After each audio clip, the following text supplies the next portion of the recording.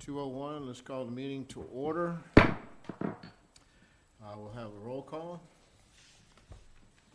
And we have Chip Coble. Present. John. Present. Philip. Present. Tim, present. Lee. Present. And that's it. We have a quorum. 10-4. All right, let's see. Let's start out with you first. Yep. Okay. Members of the audience, there is a agenda with the documents we'll be reviewing today on the podium, or the small thing right here. If you don't have one, you can get one there. And what it is a letter with an outline of the business that we took care of at our February 14th meeting. So I took the notes that we did at that. Basically, what we covered at that meeting was the specific terms and conditions of the, what would be called the concession agreement between the county and South Walton Beach Service Association. And we had some homework to do after that. Part of it was Philip was, as president of the SWBSA, was to further define and generate the South Walton Beach Service Association Service Agreement. That would be the controlling document that would be between his group as prime contractor to the participating vendors that would be subcontractors. And so that's what that document is there. I hope everybody's had a chance to read down through that and has made any questions and comments that we can talk about today. Also included in that homework was for me to display the physical parameters of the beach and identify the max number of setups and a general setup arrangement. And that is the two documents at the end that have the aerial shots of Inlet Beach and Ed Walleen Regional Beach Access. And then when we get to this point in the meeting, I'll go down over what I call the property specifics and how I came up, or the logic to my numbers, to help everybody understand if they didn't understand it on here. So, just want to bring everybody up to speed. Okay. And from there, we can head on down the agenda. Thank you, thank you. And, Mr. Chairman, I'm gonna have to leave at 2:30. Okay. Go fast. We'll go fast as we can. Get to the Phoenix. Get to the Phoenix. Yeah. Well, you can get there quicker now, there's 4 lanes. Yes. Any public comment? Come on. Yes, sir. State your name for the record, please. Robert, flick that microphone on right there, and has it got a red ring? So you hit press it and it should turn green. You gotta give it a second. There you go. Okay. Robert Morales, owner of 38 Shade Beach Service. My last name is spelled Miralles. As far as the 2 recommendations on the beach accesses, I know you're utilizing 2 large accesses, but since this is a pilot program, my recommendation would to be keep 1 large access and then do the secondary access as a smaller access, because the 2 different accesses are going to behave differently. So that way you have a broader spectrum on how this is going to work as far as a whole approach for the next year coming up. Secondly, I'd like to see some language in there that a vendor would lose privileges based upon violations, so that they can't keep breaking rules and nothing happened to them, so that they have a set list number, whatever it may be, like 5 strikes, 4 strikes, and that be applied not just on that access, but universally. Second one. Okay. Make a few comments on that. Robert, Yeah. appreciate your comments. So would you consider Ed Walleen a small or a medium, or what would you consider it? I would consider Ed Walleen a large access compared to Blue Mountain, Van Butler, Bramble, and Goat Feathers. Got So I think those accesses are going to behave differently than Ed Walleen and Inlet are. Ed Walleen and Inlet, I think, are the 2 largest, if I'm not mistaken. Fort Panic and then Fort Panic, Miramar. yeah. Of course, Miramar's out of play on this, but I think the reason we picked Ed Walleen because it has a good mix of general public and vendors, and that was one of the key components. Is one of the big things we're trying to solve here is the go sets, Mm-hmm. and so we felt like the Ed Walleen, with its really good mix of general public and vendors would be a good test situation. On the, basically what you're referring to as the permit revocation process. Last year, I was asked to put together a rules and regulations or a program of how that would work. I did, and that's been, it's in the hands of the Board of County Commissioners and other key members or members that were on that committee, and there's been no decision on that made. So on these beaches that will be under this pilot program, since the South Walton Beach Service Association attendant will be doing all of the setup and breakdown and cleanup and all that, we hope that that takes away any violations on that beach. See what I'm saying? Yes, If sir. it doesn't, it will be against the South Walton Beach Service Association, since they are the prime contractor. And so there won't really be an opportunity for other vendors to be non-compliant. See what I'm saying? Yes, sir. Unless they decide to try to come down there and set up their own equipment and they're not participating in the program. In that case, they will get immediate attention from beach code enforcement. Because in order for this program to work, we have to have that, definite separation of beach vendors just can't come down into this beach and vend. They have to go through this service agreement and work under the master contract. Yes, See sir. what I'm saying? So my ideology behind that is also to help enforce better compliance across the neighborhood accesses, which this doesn't apply to. So therefore, if they have a violation there, vending on the regional access is a privilege, not a right. Right. So they're more, they have more incentive to follow the rules outside of these regional accesses. Yeah, Because if they know they get a slap on the wrist over here, well, hey, then I can't vend on, Ed Walleen Inlet, Bramble, et cetera. So Right.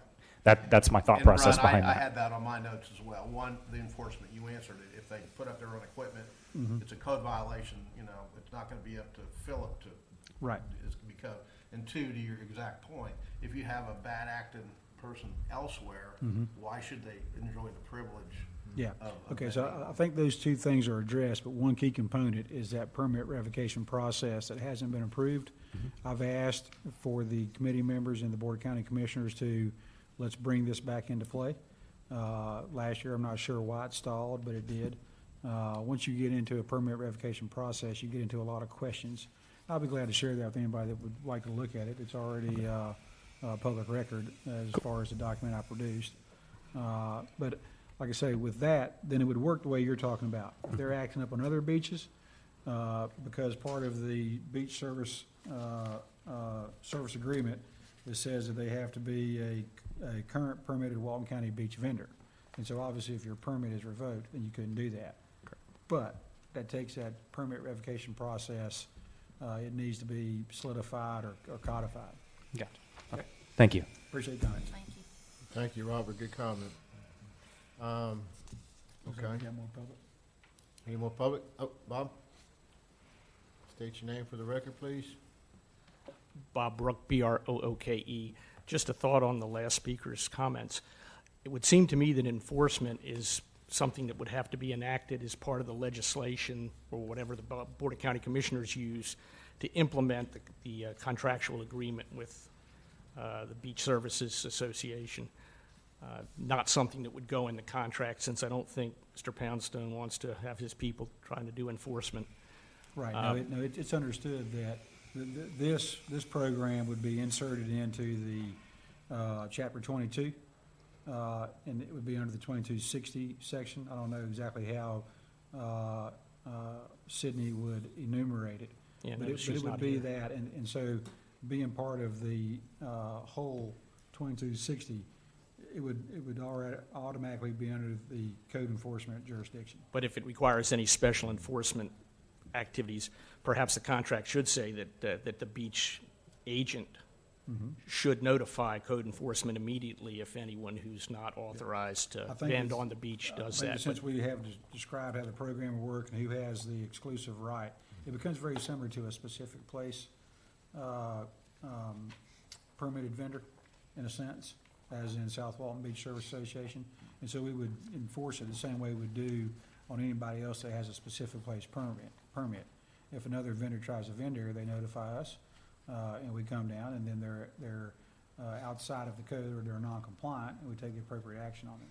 Well, since the Beach Services Association is going to be the only agent on the beach or the only vendor on the beach that's authorized to be there, I don't see why you couldn't at least write into their contract that they notify immediately the appropriate authorities if someone else is violating That just kind of goes the without rules. saying. But they don't have to do any enforcement themselves. They just Right. notify immediately. Thank you. Plus you have an ambassador, right? Thanks, On Bob. the beach. Yeah, you got one on the beach, yeah, you got plenty of backup. Okay, let's move forward. All right, has, everyone taken a look at the summary of last week's meeting? Any changes or additions that we may need to make? Everything looks good? Okay. And the managed vendor, let's see, the South Walton Beach Service Association Service Agreement, we're good with that? I had a few questions. I know I'm liaison, but I That's think all right. it's important that I ask questions too. Okay, so Philip, one of the big components of this is how do you assess the unit price for the participating vendors? And so you have two items in here. It says vendor who utilizes SWBSA contracted beach location for that given month will pay for the operational cost of that beach as a proportion of the amount of sets they had rented by days at that location for the period per the electronic reporting. These overall costs will be communicated by SWBSA. Yep. And then the couple paragraph or a couple of bullet points down, SWBSA will communicate the given fee overall per month for each access. Mhm. So we understand the basic structure, but can you go over that? Sure can. Of how you would first develop those costs, or what is included in those Yep. costs? And then how you would make the assessment. Mhm. So- And can I add one quick question so we don't have to bounce back and forth? Yes, ma'am. It sounds to me, if I'm reading this correctly, like that, like for that first month, you would be fronting the cost of that person at each of those accesses, and you're being paid by the vendors themselves in Correct. arrears.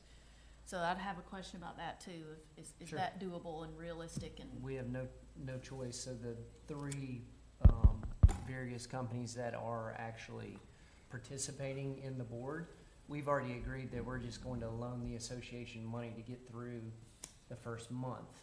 So Okay. we're all fine with that, and that's how the association will operate. So here's the basics.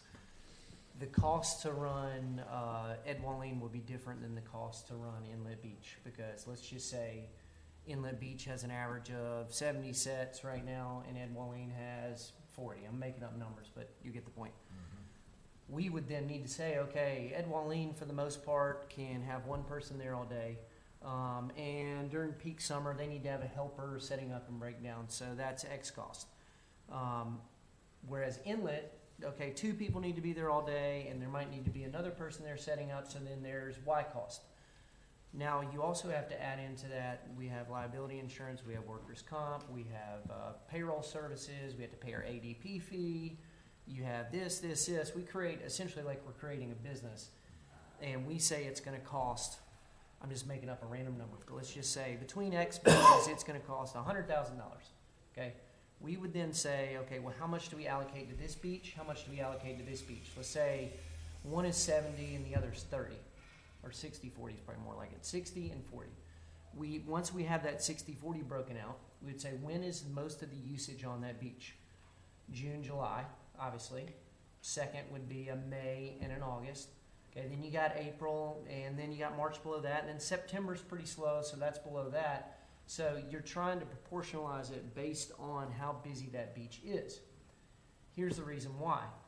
We don't want not that many people participate in September at XYZ Beach. We don't want to just break it out evenly, and they just had a couple sets, and that dominated that month, and they're like, you kidding me? I got to pay for the whole cost, and it was even, broken up, that $60,000 divided by 8 months that were in service. That's outrageous. I lost money. So we then base it off of the summer prices, which the summer would be more of a cost than a September. It might be 3 times the amount. So that's how, we have not come up with that yet, because we first got to understand our true cost, and we have to understand which beach it is. And we'll be glad to share that with anybody that wants to look at it, or anybody that wants to, that signs the service agreement, so they understand it, because we said that we'd communicate it up front. Secondly, how do they pay that? So let's use the beach, for example, that was $60,000, okay? I'm just using easy numbers again. Let's say that there's 10 sets a day on that beach, that's it. And there's 30 days. That means in that 30 days, every single day there was 10 sets. Some days I had more, the other person had more the other day. At the end of the month, we tabulated, that was a total of 300 sets that month, right? 10 times 30. If my company had 22 set days, so I had 10 on one day and 12 on another day, and nothing else the rest of the entire month, that was 22 sets. I pay 22 divided by 30, 300, excuse me, and that proportion times the total cost per that month, which was communicated up front. So nobody can ever argue that that I don't have something there. So for example, at Inlet Beach, La Dolce Vita, they dominate that beach because of their contract with the Point Hotel. So if they're consistently going to be 90 or 80% of that actual beach, they're going to pay 80 to 90% of the cost. So, and again, as I've stated clearly this meeting and last meeting, we are not doing any, we're making this as absolute fair for any and every vendor that wants to participate. So if Mr. Coble very rarely does anything on a public beach, but at this one beach he had 2 sets out of the 300, his cost is extremely small. So it's not just a percentage based on he is one of 5 people to participate, therefore divided by 5. So it will be a moving number, but again, we can't guess what it's going to be. There could be a hurricane one month and it's way less. It could, who knows? But it's all proportional, which in my opinion is as fair as it gets. Yeah. Does that make sense? The way you explained it, I think I understand it. Can you put together a narrative that includes how you derive the cost? And so what I would include in that is cost of doing business. So I'd have, a spreadsheet that shows those. And I know right now you don't have exact costs for this, but that would include your labor, your PRT and I, your general. You're saying like just create like a mock. Right, exactly. And then. As close as you can get. Sure. Right, and then how you formulate those off-peak and peak season differentials, Got okay? And then what would also help is to have an example of each month. Sure. Okay? And I can create an entire mock. It won't be the exact, but No, I everybody will understand. get the point. But so what you want to be able to do is communicate effectively how you would generate that assessment. Sure. We can And make so it- because- Like I say, asking people to, and I don't want to say blindly, but completely agree. and there has to be some understanding by the participating vendors that there are factors that may not be able to be completely enumerated, and therefore the per unit cost may have a range. But like I say, they need to have something that they Sure. can go We by can make because. it we could create a mock scenario Mhm, and make that an attachment to the agreement, essentially. mhm. So everybody can. Yeah, like I said, I'm not trying to pin you down into something No, that's that fine. would be a fair bet, but just, like I say, because like you say, it is a moving target, but we gotta get as close as we can, Of course. and to, if somebody's gonna make a business decision to be a participating vendor, they need to have somewhat of an understanding of what they may be assessed. Sure. Because, if the going rate is $25 per chair per day, and it's gonna cost them $17 per chair per day, they may decide, that they don't wanna participate. See what I'm saying? Sure, but I can assure you that with this scenario, It'd be, yeah, it's probably better for I would think so. people to save labor dollars. Yeah, and I hope that the participating vendors can cipher through costs of business and exchange what they presently have with a new arrangement and say, gosh, this actually, I can make some money at this, I'm gonna continue to participate. Certainly. Brian, would you want the ability for the county to audit the books and all We that do, stuff? so we have in there some basic accounting under that first thing, and I just didn't see where it gave you the right to look at And it, I can answer that. and whether you cared.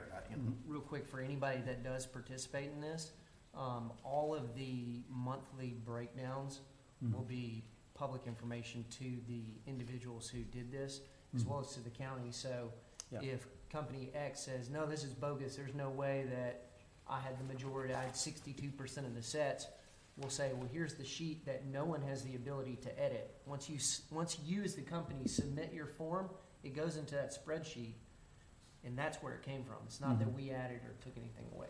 Yeah. So, and that would, I don't have any problem with you seeing that as well. The agreement, John, has it in section 11 for records. The concessionaire shall maintain records and county shall have inspection and audit rights. So we're In the covering that. boilerplate, yeah. Yes, sir.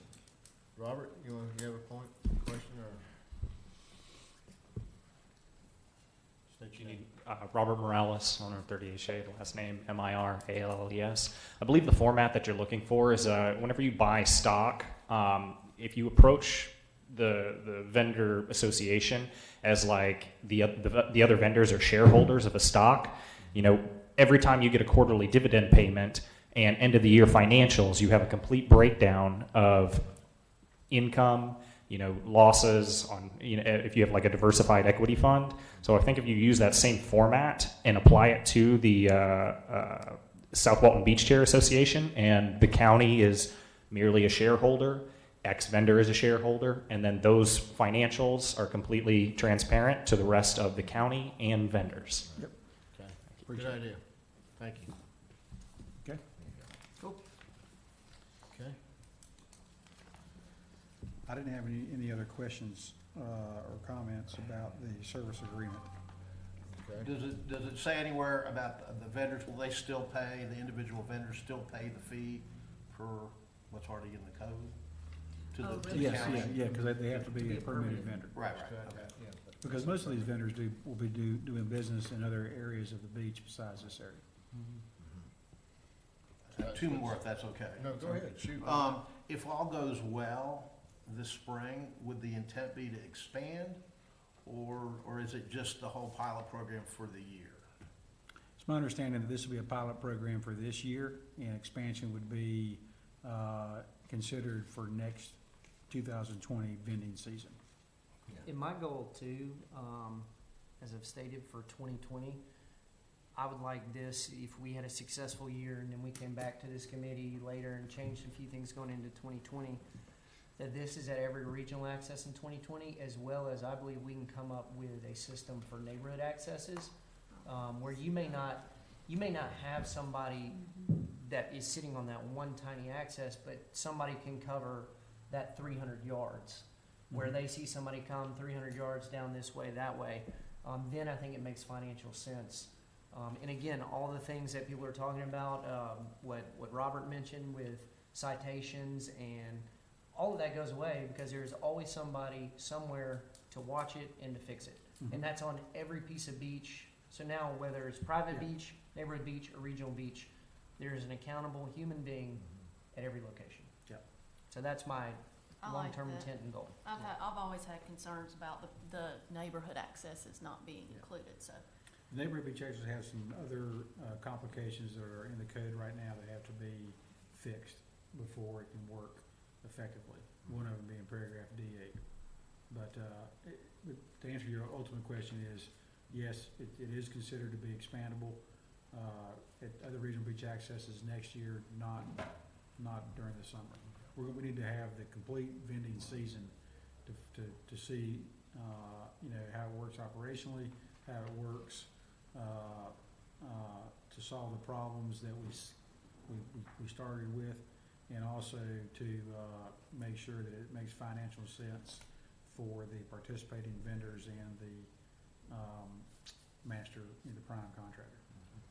And the only other question I had, and I'll stop, is on the sub-agreement. I didn't see a reference, maybe it's there, to the allowable equipment and the condition of the equipment. You have that in your outline, but I would think that would So ought I to be think what they'll do is in this in agreement, the boilerplate. it'll I be- think when Miss Sydney gets this and makes it specific to this, I think it would say exactly what Mr. Bryan said. in here. It would I tie, would just think so it what might you're be saying is good. language in this needs to tie back, Yes, so you have to operate. Good point. and so that the vendor understands the expectation Yeah, that's of gotta be there. what. Sure. Absolutely. Good We can idea. add that. Good point. I got a quick question. Go. Can I jump in before I Go, go? go. Um, Oh, Brian, on the allowance for general public, I can't honestly, I'm so crazed, I can't remember if we talked about this specifically last meeting. Did you just pick the 25% as I a, did, as a starting as a place for starting point. discussion? And I knew there'd be discussion about it. Okay, that's the only thing which I can't even really discuss it because I gotta go in a couple minutes, but Yeah. just So- thought so- it so deserved the some reason I started with that conversation. is that because of the way we have it set up, with the operational, way of it is set up, is that the general public, you know, has the opportunity to come down there now and set up at any time of the day and expect to be able to, or have some kind of expectation of getting decent seats. All right, so one of the things that we were trying to stop was the rush to the water's edge in the morning with the vendor and with the general public. General public does it because they're trying to beat the vendor. If the vendor's not down there, the general public will not do it, I think. And then I also wanted to, you know, not limit, or limit the vendor to max sets to the point that it couldn't be profitable to them. See what I'm saying? So I know this 457 max sets looks very, a lot on the inlet beach. I think Dave says he sets up how many every day? Him personally, I think like 50 max. Right, is so what that's he said. 100 chairs and 50 umbrellas, right? Correct. Right. And so between the other vendors that are down there, it's probably another 25 or 50 sets. And so you would never reach this. And so this number actually, I would think that as the area gets bigger, that number would maybe approach 50%. But for discussion. On Ed Walene, a little bit different. So that's 85 maximum sets. If you think about it, that's 160 chairs, 85 umbrellas, or 170 chairs, 85 umbrellas. I don't think there's ever been that many vendor sets on that beach. But anyway, that number, of course, is something that I thought we would discuss today. Did everybody understand my logic on this? Did I lay it out? I did get there.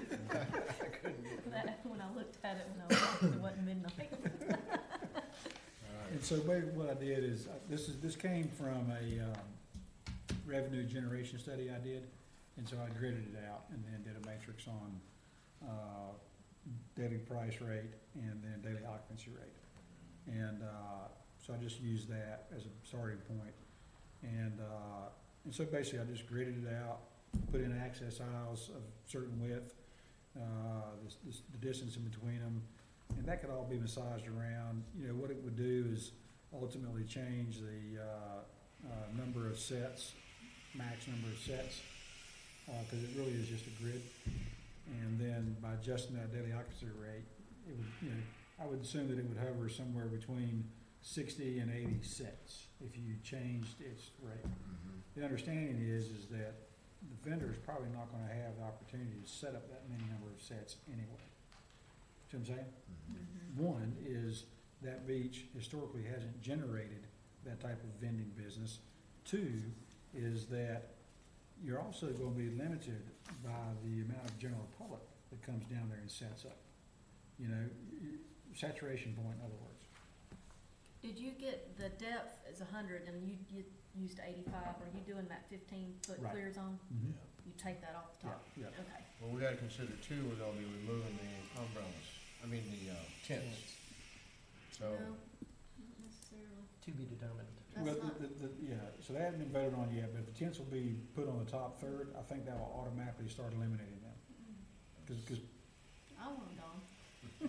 yeah, But that's not what I heard at the it VCC. provides so I don't much think the less. VCC's ready to conflict, do for it, sure. do it with tents, but but I do, so right now the code reads top 1/3 of the beach, and that has already eliminated a lot of tents.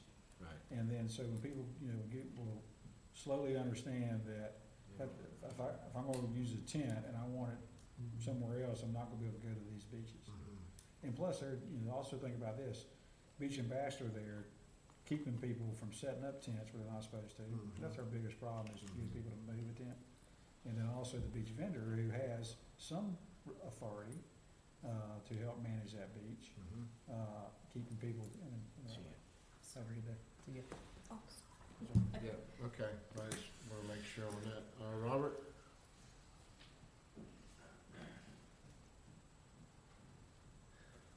Robert Morales, MIRA. Yeah, okay. The only other thing is I do have a question as far as so I work very closely. I try and help the lifeguards out as well. I haven't seen any literature as far as the corridor around the guard tower to make sure that they have enough space to operate as well. Good point. I didn't subtract that out of my thing, and I'll do that to adjust this number.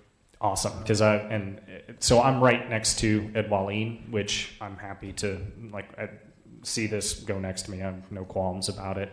The only other issue that I do foresee, kind of that makes me a little hesitant, is I know the vendor zones aren't there anymore, and this being a pilot program, we still don't exactly know how people are going to behave. So, I mean, maybe I would kind of like to see them still in place as a fail-safe, just in case. I've had the scenario where people have come down to the beach and the family members will literally rotate and sit in their chairs and, just so that they can hold their place. And the last thing, I know this entire ordeal is to prevent a line of chairs and umbrellas, which I know the spacing does with the rows and that type of thing. But it's just, same thing as having a safety on a gun. Just, you don't want to shoot yourself. That's all. I don't think that we can do it with the vendor zones.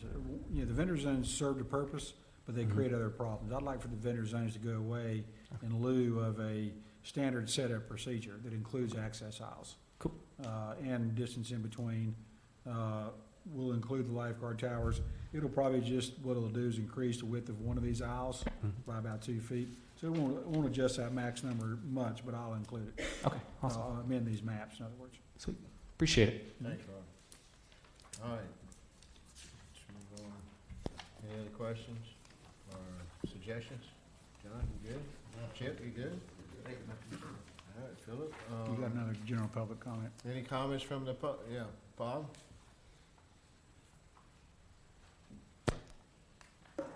Bob Brook. I just have a couple of questions. Number one, I guess for Philip to figure out what his costs are going to be, he needs to know what kind of liability insurance he has to have. Is there any, I see in his statement of work he has liability insurance will be provided, but the county, I assume, needs to give him, or do you already know what the amounts are? Are they identical to what you have to have under other circumstances as a vendor? The county has a requirement of how much coverage you have to have. So we've already gotten quotes, and all we have to do is pay it. Okay, so you know what the amount is there. Yes, sir. I didn't see anywhere in your agreement statement about how the vendors would arrange to get their equipment to you and at what time, whether it's the night before, the morning of. I didn't see anything in there that unless. Did you read this document? Pardon? Did you read this document? Is it the same thing The one that's here in the today. handout over there? It is. So it says basically that it has to be in the storage box before service can happen, and if the vendor is not a very good vendor, and we had the Smith party, and the Smith party came down and the chairs weren't in the box, it's not our problem as an association. We say, I'm sorry, you need to call X vendor. They don't have your chairs down here. No, I understand that. I was looking though in here under what the vendor is required to do, and I didn't see anything in It just there. has to be in the box. And then we have It's on something. page 2 of that document. Just has to be in a box, and then if they don't maintain it properly, we give them a notification, and they have 24 hours to remove excess chairs out of the box. So I think I that saw everybody I saw the removal. I didn't see the delivery. Am I missing it? That's just common sense that if they want their chair to be set out, they better deliver it and have it in the box ready to go. Yeah, I mean, if they have a rental at 8 o'clock in the morning and you're not going to be there at 8 o'clock, I guess they need to get it there the night before. They can Or- do the night before, the morning before.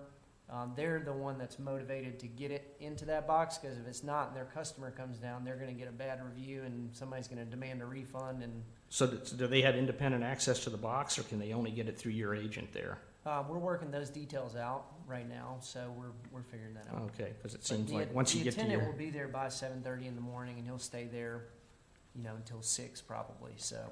Yeah. That's a pretty good window. Because the final agreement probably should have those things in there, or at least some kind of attachment that does. It has, so on the first page, it says, SWBSA will set up and break down authorized beach vending companies' beach rental sets when they have signed the service agreement, have electronic record of the customer's rental, and have the beach vending company's chair stored at the toe of the dune in a beach box. Okay? Okay, it still doesn't tell the vendor that you're dealing with anything about when they have to have them there. That was my question. I think that's Yes, an sir. important piece of information for the vendors who are gonna sign up to work with you. That's just my comment. I think you need that somewhere. You need to work it out or pick a Yes, sir. number or do something. Thank you for the feedback. Then I guess is the idea that Cindy will take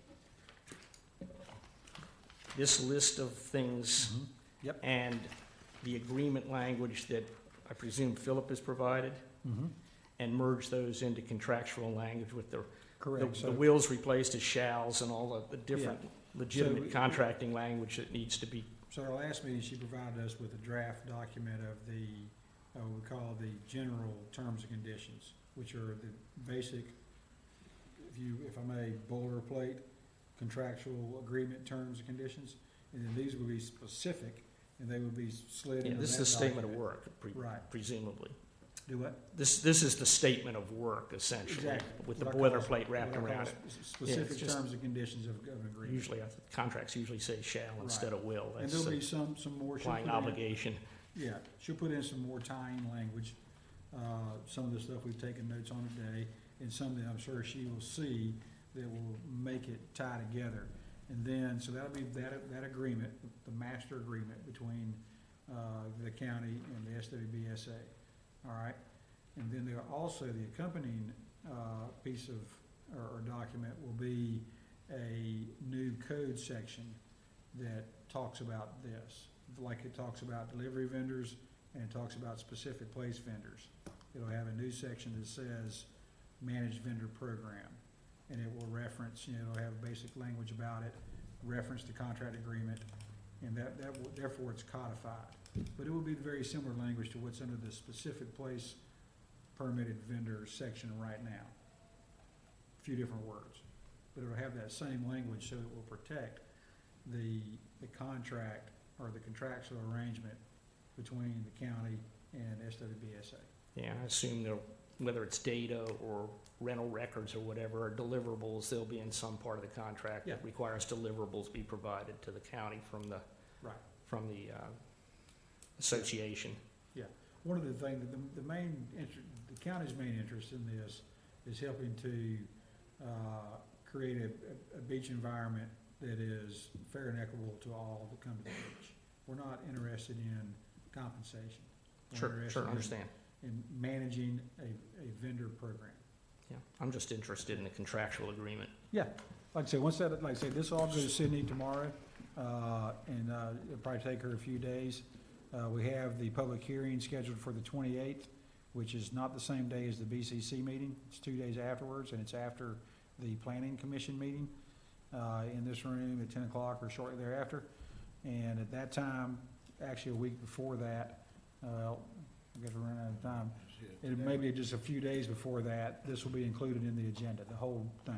Do you have a startup date or a starting date for the contract to be effective when, Our goal is March 1st, but depending on how the public hearing goes, so the public hearing is where we adopt all these issues. It may not be exactly March 1st, but that's what we're shooting for. well, once again, I'd like to just applaud Mr. Poundstone for all his efforts and his association. hard. And the members of the committee here, and Brian, all your work too to Yeah. make this happen. I think it's gonna be a real plus for the county. One difference Thank between you. me and Phillips, I get paid for it. Yeah. Yeah. Philip gets his share. Thanks, Bob. Very fun thing I do here. Uh, Hey, quick question for you, Mr. Bryan. You said on 2/28, which is a week from today, that's a public hearing. Right, that is, So that commissioners are at, right. and they go through what we're doing here as well as the other revisions to. This will be inserted in there as Got it. part of, so what we're, at that public hearing, it is and you can go on the agenda or on the website, the agenda website, and download the documents. It is the public hearing to consider revisions to certain sections of chapter 22. And this will be included in there in its final form. So, but at that 228 meeting, commissioners look at this as well as other things. Mhm. Do they just look at it and listen to input, or do they make a decision of, we adopt this?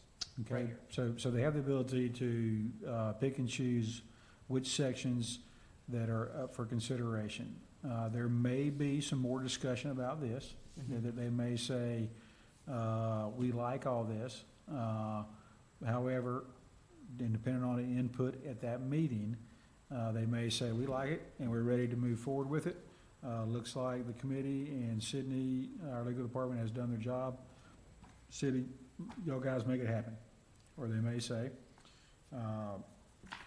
we got a few questions, comments, the public has some, brought up some valid points.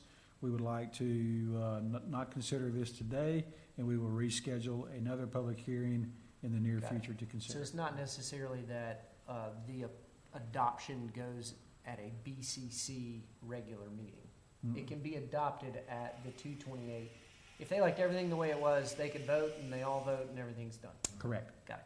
And we can implement it in March 1st, or whatever. The next day. The next day. Well, Fingers you know, crossed. Yeah. well, you know, once again, I think that we need to be realistic in that while we have all this put together, the working parts of it still has a little bit of work to do as far as things. So if I was on their side of this contract, I would say, thank you for the opportunity. I do need some time to put all the logistics in place. Sure.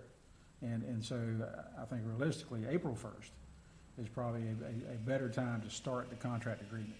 Sure. Once again, you know, spring break, yeah, I don't know what y'all's log is like right now, but, you know, 1 month isn't gonna, you know, make or break the program or No. the beach. And spring break ends the 6th of April. Yeah. So. Right. We'll consider all that.